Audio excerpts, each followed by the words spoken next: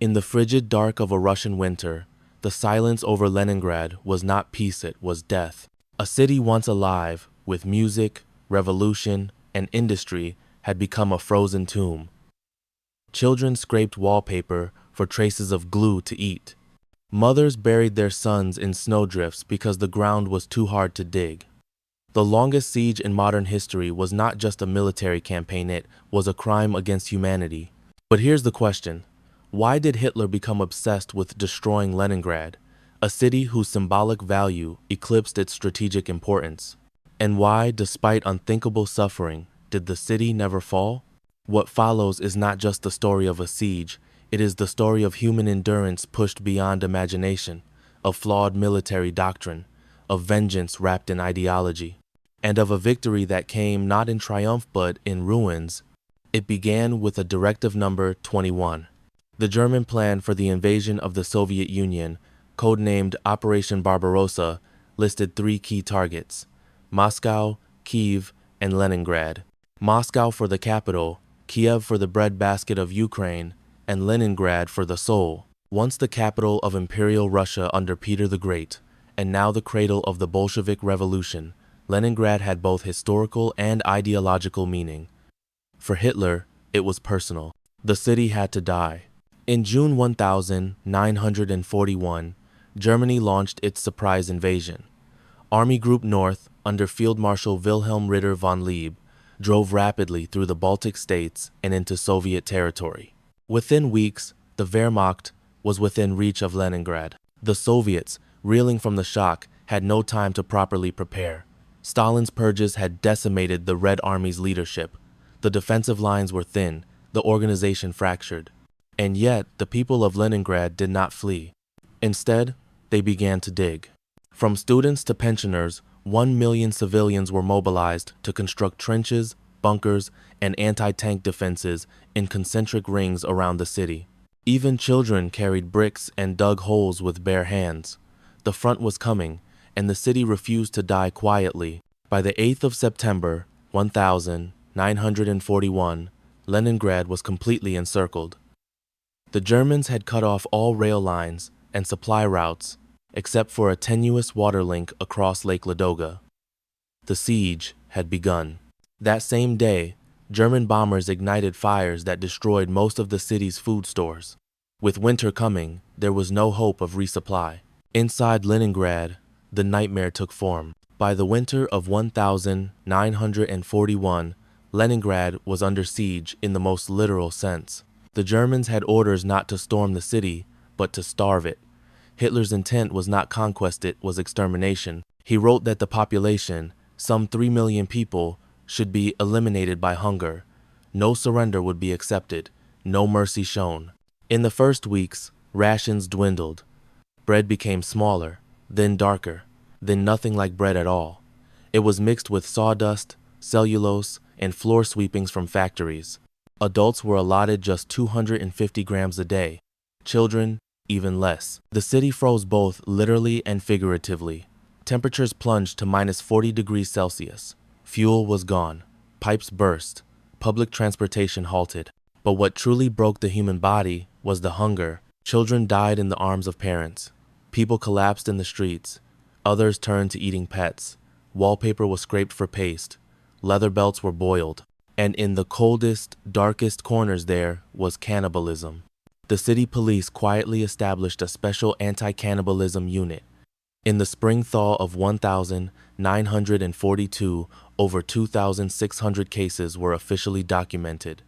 The real number was higher, much higher. And yet Leningrad endured. In makeshift schools, teachers still held classes. Libraries remained open. Orchestras played symphonies in frigid halls. On the 9th of August, 1942, the Leningrad Radio Orchestra performed Dmitri Shostakovich's 7th Symphony, composed during the siege.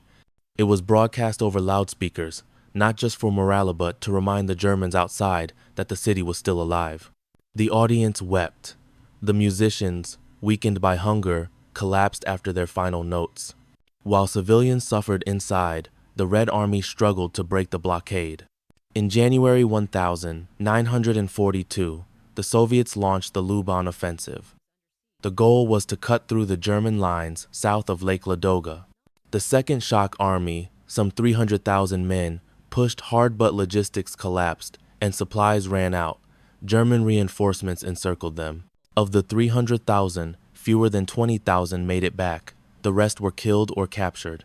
The general who led the offensive, Andrei Vlasov, was taken prisoner. He would later turn traitor and lead a pro-German army against the Soviets.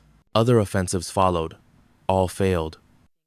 The Germans were well entrenched, their positions fortified by months of labor. The Soviets lacked tanks, artillery, and coordination. The frozen forests around Leningrad became mass graves. But there was one narrow hope: Lake Ladoga. That vast lake, to the east of the city, froze in winter. The Soviets turned it into a lifeline. Trucks, known as the Road of Life, ferried food across the ice under constant German bombardment. Artillery shelled the convoys. Planes strafed them. Many fell through the ice and sank with their cargo. Yet somehow, tens of thousands of tons of food and supplies made it through. And in the other direction, civilians, mostly women and children, were evacuated. By spring 1942, an estimated 1 million civilians had left the city. Another 750,000 remained, most of them starving, and yet the factories still ran. Ammunition was produced. Tanks were assembled. The spirit of defiance never left. But the price was staggering. By the end of 1942, it's estimated that over 400,000 civilians had died, mostly from starvation and cold. Corpses were removed from apartments daily, often found frozen upright against walls. By late 1942, the tides of war were beginning to shift. The Red Army had halted the German advance at Moscow. At Stalingrad, Soviet troops encircled the Sixth Army in what would become a decisive turning point in the war. And in the frozen forests around Leningrad, a new plan was being drawn. It was called Operation Iskra Spark. The goal was modest but vital: break through the narrow 16-kilometer stretch between the besieged city and the Soviet-held territory across Lake Ladoga. This would not fully lift the siege, but it would open a narrow corridor land bridge that could supply the city by rail. The man in charge was General Leonid Govorov. He had learned from the previous failures. This time, he prepared meticulously. Intelligence was gathered, artillery stockpiled, troops trained in the harsh terrain of forested swamps and frozen rivers. On the 12th of January, 1943, the Soviet assault began. The first days were grueling. German defenses were deep and well prepared. Each kilometer had to be wrested from trenches, bunkers, and machine gun nests. But for once, the Red Army had air superiority. Over 800 Soviet aircraft pounded the German lines. By the 18th of January, forward units of the Leningrad front linked up with the Volkhov front. The corridor was open. It was narrow, just 10 kilometers wide, and still under threat from German artillery. But it allowed for the rapid construction of a railway, dubbed the Victory Road, that connected Leningrad with the rest of the Soviet Union. Food began to flow: ammunition, troops, even newspapers and cigarettes. The psychological impact was immense. Leningrad was still under siege, but the isolation had been broken. Still, the struggle was far from over. For the next year, Soviet and German forces remained locked in attritional warfare around the city. But by early 1944, with German forces retreating across Ukraine and Belarus, the Soviet High Command sensed an opportunity. Govorov now commanded a hardened, well-equipped force. The Germans, on the other hand, were stretched thin. Army Group North had been bled for years and was low on reserves.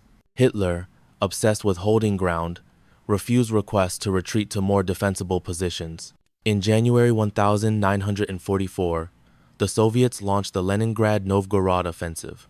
It began with a devastating artillery barrage. Over 220,000 shells pounded German positions in a single day. Then came the infantry.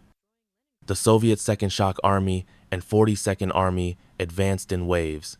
Behind them came tanks, sappers, and mobile artillery. German resistance was fierce but unsustainable. Within days, the front began to collapse. By the 26th of January, 1944, after 872 days of terror, the Siege of Leningrad was officially lifted. The Red Army pressed on, driving the Germans westward through the Baltic states. Leningrad was saved, but at a terrible cost. Leningrad had not fallen, but it had been scarred beyond recognition. At least 640,000 civilians had died, most from starvation. Some estimates placed the toll at over 1 million. Entire apartment blocks were emptied, generations lost. The city's once vibrant cultural life was reduced to whispers in bombed-out theaters and silent museums. Still, what emerged from the ashes was something rare in history, a true monument to human endurance. Factories never stopped running. Schools operated throughout the siege. The city buried its dead in mass graves, yet refused to bury its pride. To the Soviet state, Leningrad became a symbol, holy city of sacrifice. But the myth was not always the same as the truth. Some praised the leadership of Stalin and the heroism of the party. Others whispered that more could have been done, that Stalin had refused to evacuate the city early, fearing it would show weakness, that food was sent to the front before the starving. Those questions lingered in silence. In 1945, Leningrad was declared a hero city. Monuments were erected, survivors honored. But no monument could ever match the horror of what they endured. A siege not just of artillery, but of the soul. And though the world remembers the victories of Stalingrad or the drama of Day, it is in Leningrad where the line between survival and extinction was tested daily by the hour, by each breath. And every breath, somehow, was kept. When the war ended, the city's name still stood, Leningrad, a tribute to the father of Soviet communism. But while the name endured, many of its people did not.